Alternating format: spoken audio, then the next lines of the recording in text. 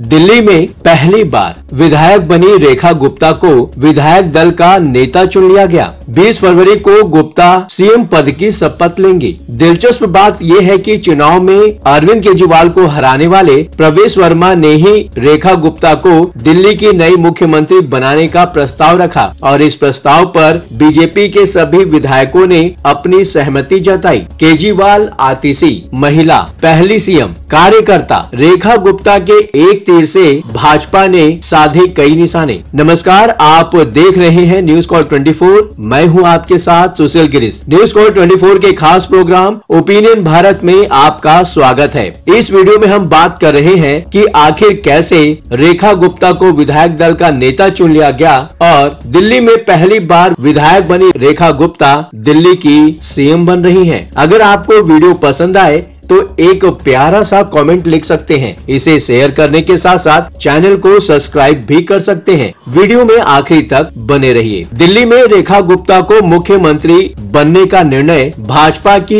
एक सोची समझी रणनीति का हिस्सा है। यह निर्णय न केवल आम आदमी पार्टी के नेता अरविंद केजरीवाल को काउंटर करने के लिए है, बल्कि भाजपा की सामाजिक और राजनीतिक समीकरणों को मजबूत करने की कोशिश भी है। इस निर्णय के पीछे जातिगत समीकरण, महिला मतदाताओं को लुभाने की रणनीति और विपक्ष को कमजोर करने की कोशिश शामिल है। इसके अलावा यह संदेश भी दिया गया है कि भाजपा में आम कार्यकर्ता का बहुत सम्मान है। आइए सिलसिलेवार तरीके से समझने की कोशिश करते हैं कि मोदी शाह के इस दांव के पीछे क्या क्या छिपा हुआ है। वीडियो में आगे बढ़ने से पहले एक छोटी सी रिक्वेस्ट है, अगर अभी तक आपने चैनल को सब्सक्राइब नहीं किया है तो चैनल को अभी सब्सक्राइब करें। न्यूज कॉल 24 के परिवार का हिस्सा बने। वीडियो में आगे बढ़ते हैं। सबसे पहली बात, महिला वोट बैंक को साधने की रणनीति। रेखा गुप्ता के चयन का सबसे प्रमुख कारण उनका महिला होना है। दिल्ली में महिला मतदाताओं की संख्या और उसकी सरकार बनाने में भूमिका बेहद महत्वपूर्ण है। केजरीवाल ने पिछले कुछ वर्षों में महिलाओं के लिए कई योजनाएं शुरू की हैं, जिसमें मुफ्त बस यात्रा, महिला सुरक्षा कार्यक्रम और महिलाओं के लिए आर्थिक सशक्तिकरण के कई प्रयास शामिल हैं। इन योजनाओं से आपने महिला मतदाताओं के बीच मजबूत पकड़ बनाई थी। रेखा गुप्ता की सौम्य और घरेलू छवि दिल्ली की महिलाओं को साधने में मददगार साबित हो सकती है। उनकी छवि एक ऐसी महिला की है जो जनता के करीब है, उनकी समस्याओं को समझती है। यह छवि महिला मतदाताओं को एक एहसास दिलाएंगी कि उनकी मुख्यमंत्री उन्हीं में से एक है, उनके दुख दर्द में उनकी हमसफर है। इसके अलावा देश भर की महिला वोट बैंक को साधने में भी रेखा गुप्ता मददगार साबित होंगी। दूसरा, आतिशी को काउंटर करने में भी ये बात उपयोगी है। यदि आप आतिशी को विपक्ष की नेता के रूप में आगे लाती है तो रेखा गुप्ता के रूप में एक महिला उन्हें काउंटर करने में आसानी से सक्षम होंगी। इससे भाजपा को महिला मतदाताओं के बीच अपनी पकड़ मजबूत करने में मदद मिलेगी। तीसरी बात पर अगर गौर करें तो दिल्ली के कोर वोट बैंक यानी वैश्य समुदाय को साधने की भी कोशिश हुई है। केजरीवाल और रेखा गुप्ता दोनों ही वैश्य समुदाय से आते हैं। यह समुदाय दिल्ली और हरियाणा में राजनीतिक रूप से काफी प्रभावशाली है। दिल्ली में वैश्य समुदाय का एक मजबूत वोट बैंक है। यह वोट बैंक लंबे समय से भाजपा को समर्थन देता रहा है। हालांकि केजरीवाल ने पिछले कुछ वर्षों में इस समुदाय को अपनी ओर आकर्षित करने की कोशिश की है। रेखा गुप्ता के मुख्यमंत्री बनने से भाजपा वैश्य समुदाय को संतुष्ट रखने में कामयाब होगी। इसी तरह केजरीवाल पर जो भ्रष्टाचार के आरोप लगते रहे हैं, उनकी काट के लिए भी रेखा गुप्ता एक दमदार कैंडिडेट होंगी। रेखा गुप्ता की छवि एकदम साफ सुथरी है। इसमें वैश्य समुदाय का विश्वास भाजपा में बना रहेगा और केजरीवाल को इस समुदाय के बीच अपनी पकड़ बनाने में मुश्किल आएगी। दिल्ली में पंजाबी और वैश्य समुदाय के इसी बड़े वोट बैंक के बलबूते ही भाजपा लंबे समय से अपना वोट परसेंट 35% के आसपास रख पाने में सफल रही है। इसलिए इन समुदायों को साधना भाजपा के लिए बेहद जरूरी था। रेखा गुप्ता के नेतृत्व में भाजपा इस समर्थन को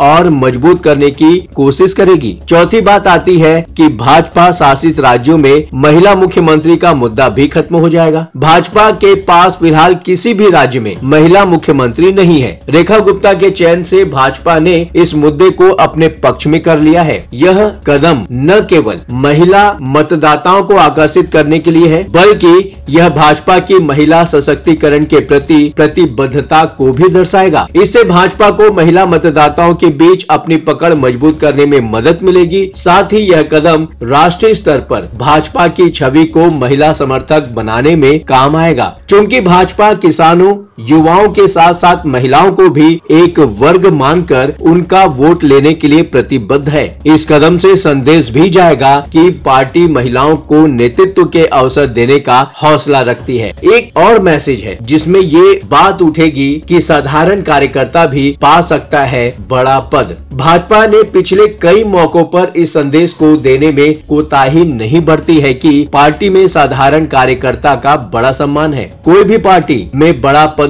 पा सकता है, लेकिन इसके लिए विरासत का होना जरूरी नहीं है। साथ ही पार्टी यह संदेश देने में भी सफल रही है कि भाई भतीजावाद से पार्टी दूर है। यहाँ चुपचाप काम करने वालों पर पार्टी नजर रखती है, समय आने पर उसे नवाजने से पीछे नहीं हटती। दूसरी पार्टियों से अलग कार्यकर्ता का भरोसा जीतने की कोशिश के रूप में भी इस प्रयास को देखा जा सकता है। यह संदेश भी दिया गया है कि भाजपा में जो भी काम करता है उस आम कार्यकर्ता का बहुत सम्मान है। रेखा गुप्ता का सफर साधारण कार्यकर्ता के रूप में शुरू हुआ था। उनका करीब 3 दशक से बीजेपी से जुड़ाव है। उन्हें दिल्ली का मुख्यमंत्री बनाकर बीजेपी ने एक समर्पित कार्यकर्ता को नवाजा है। छठवीं बात हम ये देख रहे हैं कि घरेलू महिला की छवि जनता से जुड़ाव का बनना साबित हो जाएगा। रेखा गुप्ता की छवि एक साधारण और घरेलू महिला की है, जो दिल्ली की आम महिलाओं से जुड़ाव महसूस करा सकती है। यह छवि उन्हें जनता के करीब लाने में मददगार साबित होगी। दिल्ली की महिलाओं को लगेगा कि उनकी मुख्यमंत्री उन्हीं में से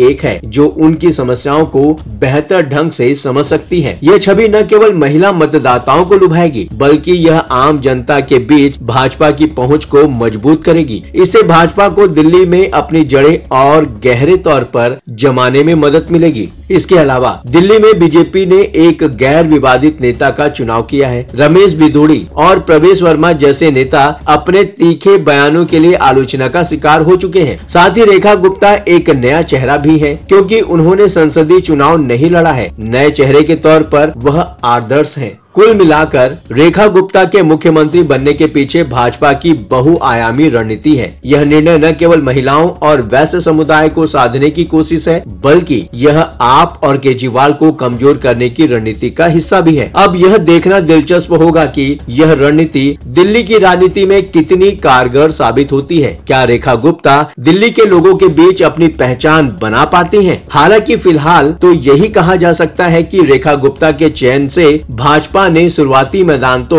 मार ही लिया है। फिलहाल इस वीडियो में इतना ही। इस विषय पर आपका क्या सोचना है? कमेंट बॉक्स आपका है, बेझिझक अपने विचार कमेंट बॉक्स में शेयर करें। हाँ, चलते चलते ये बात भी बताना जरूरी है कि न्यूज़ कॉल 24 अपने दर्शकों की राय और सूचनाओं के लिए हमेशा खुला है। अगर आपके पास कोई महत्वपूर्ण खबरें, अहम घटना, सामाजिक मुद्दा या कोई ब्रेकिंग अपडेट हो तो वीडियो में दिए गए नंबर पर व्हाट्सएप द्वारा आप हमसे संपर्क कर सकते हैं। हम आपकी गोपनीयता की पूर्ण सुरक्षा का आश्वासन देते हैं। आपके विचार, आपके सुझाव हमारे लिए मायने रखते हैं। अब आपकी बात नहीं रहेगी अनसुनी। ये प्लेटफॉर्म है आपका, आपकी आवाज को बुलंद करने का। वीडियो पसंद आया हो तो वीडियो को लाइक करें, साथ ही चैनल को सब्सक्राइब करना ना भूलें। लगातार खबरों के लिए बने रहिए न्यूज़ कॉल 24 के साथ।